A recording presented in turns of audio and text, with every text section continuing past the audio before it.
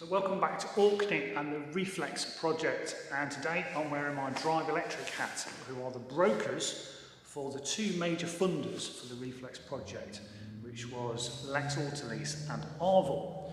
Now this is the first of the Arval electric vehicles that were under a personal contract hire to be returned after just 2 years. That was the length of the customer's term that she wanted. She's been delighted with the Mini. But it's been returned and she's now driving around in a Kia Niro EV3, which she absolutely loves. So we were able to arrange the timings where she left her car here and she went off in her new Kia Niro.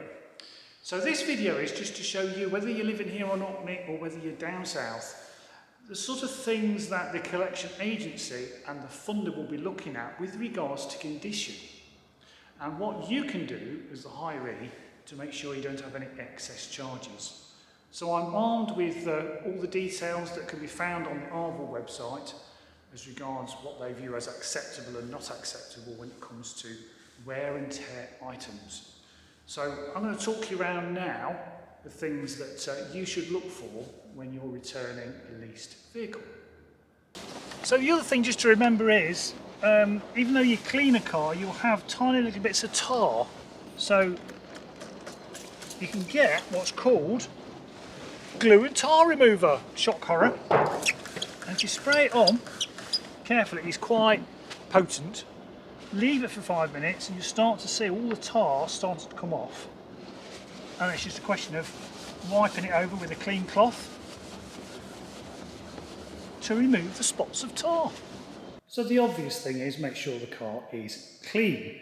Now, our customer has taken it to a valeter and they've valeted it, but it needs a little bit more. See if you can notice the difference between this and this. So the difference is here, I've dressed the tyres with some tyre sheen and also gone around the plastic exterior trim of the wheel arches and the bottom sill, and it makes such a difference to the eye. So what is it that he used? Something just called a trade valid product. It's like a yellowy liquid that you put on plastic trims and just apply it with a sponge. Really simple, but as you can see, really effective. So the other things you can look at, obviously give it a clean, give it a polish, clean the windows in and out, but then look for any serious marks or scratches. Now you can get a body shop to do this for you, or your valeting detailer can detail the car. And I'm just going to highlight now some of the things that they may or may not pick up on. So on this particular Mini, we've got a scratch here. Now I'm going to use something called compound or T-cut if you're of a certain age, that may well, you can see it on the camera, get that scratch out. So let's have a go at that. So what I'm using here is a compound called a G60, but you can use T-cut, it's the same sort of product. And it's a bit like a creamy paste with some cutting compound in. So I'm just going to try this scratch very gently, and just to see if we can get a lot of this out. You don't have to do this, you could pay your detailer to do this, but if you want to save on costs, then have a go at these tiny scratches with some light rubbing to see if you can remove the scratch.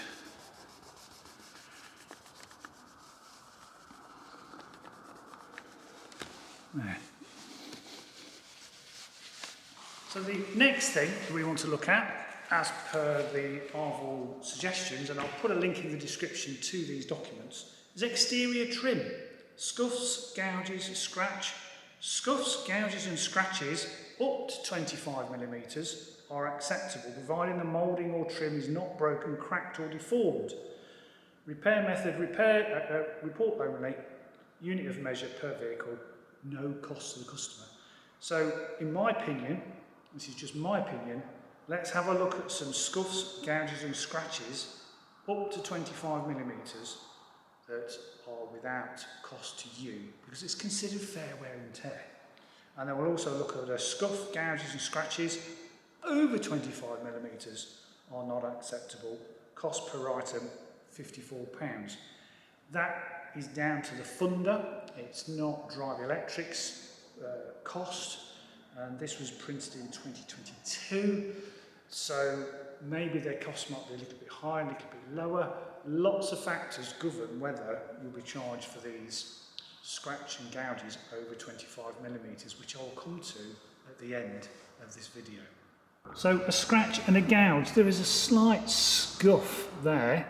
Now again, the advantage of putting black on is that maybe they won't be too fussed about that. I would consider that normal wear and tear. But whether the leasing company will charge for that, I don't know. But that's what I would see as a very light scratch. And yeah, the rest is fine, to be honest. Body panels, and again, chips of 3mm or less in diameter are acceptable, provided they are not rusted. And it also notes there door edge chips, which is a common thing on people's cars. There is a tiny imperfection just there. That will definitely not be chargeable, would be really super picky, but just give you some idea of what would and what would not be acceptable. So door edge chips, you won't be charged for them. Next, it's wheels. So again, looking at this, if it's an alloy wheel trim or alloy wheel up to 50mm of the total wheel circumference, that's just report only, no charge. It's considered fair wear and tear. But where the scratch, the scuff or the gouge is over 50mm, as in the case here, from there to there it's been curbed. You can see quite clearly how the yellow has disappeared there. What would that be? That's definitely over 50mm. Specialist repair, cost per wheel £62. Now, to be honest, with these mini wheels having this yellow around it, I don't know who would repair that. It'd have to be a body shop and you'd have to get a really crisp line. Not sure about this, but so just to be aware, these are the sort of scuffs that they may charge you for. Now, any other dents, holes on the wheel rims are not acceptable. Missing wheel trims are not acceptable, and there should be no rust or corrosion on the alloy wheels. So again, as you say, that's based on OEM prices. That's a manufacturer's price. So they may quote you for a brand new wheel if there's any serious damage to the alloy caused by yourself that's not considered fair wear and tear. Windscreen and glass. Again, looking at what it says on here, the front screen where chips and cracks and holes up to 10mm have been repaired or to a professional standard in the driver's line of vision, no cost. So there are lots of people that will do a smart repair to glass. Most windscreen companies do this. So it's worth just seeing if it's covered on your glass insurance to see whether the windscreen is chip-free. Then you won't be charged. As well as windscreens, also applies to lamps, lights, so make sure they're chip-free and there's no stone chip cracks on them, otherwise you will be charged the recommended retail OEM, original equipment manufacturer, part. With an electric vehicle, also, we want to make sure there's both cables are in the vehicle. If it was supplied with both cables, a lot of EVs only came with the Type 2. This one actually came with a granny cable, the 3-pin plug charger, and a Type 2. And as with most EVs, you've got a tyre inflation kit. This has never been used, make sure that's here. But most importantly, folks, the locking wheel nut key. You must make sure that's with the car. These are quite expensive should you lose the locking wheel nut key, and they will check that that is present and correct.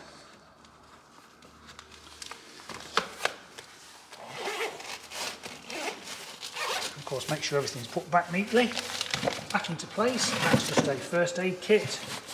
Cables, locking wheel nut key, tyre pump, all present and correct. I do love the Mini. I do love the projection of the Mini on the floor. I think that's great. But I digress. Again, to make sure everything's clean, no rips or holes to the upholstery. Sort of condition you'd expect in a second-hand car, should you be looking for a second-hand car. So, no marks to the upholstery. And again, there's a sheet here from talking about interior trim. What is acceptable and what is not? A lot of glove boxes have scratches from handbags being pulled up and out. That's okay, but as regards punctures to the actual door card and stains on the carpet, that would not be okay. So this door card is perfect. And sometimes you can get some marks here where people's hands will repeatedly, perhaps a ring may catch the plastic. Just watch that doesn't happen. Goes without saying, most new cars come with 2 keys, so make sure both keys are here. And any book packs, the service history in the car should be here, but with the Mini, it's all digitally held within the vehicle itself. And of course, when you start the car, that there are no warning lights on. This is showing the service is due in August 2025, so that's immediately apparent. And it's always good to return it with a good state of charge. That will be good for them moving the car around. But again, you know, no undue marks, no undue odours, all the sorts of things we want to see in a used vehicle, which is what the funder will be looking at, because obviously they're going to want to return the car back to auction for sale. So there we go, just a brief overview of how to prepare a car yourself in order to make it look absolutely tip-top, so you don't get any excess charges when returning your leased car. Now you can just leave this to your local detailer or valeter or your local body shop, but if you want to do it yourself, I hope these few pointers have been helpful. So from Orkney, thanks for watching, and we'll see you next time.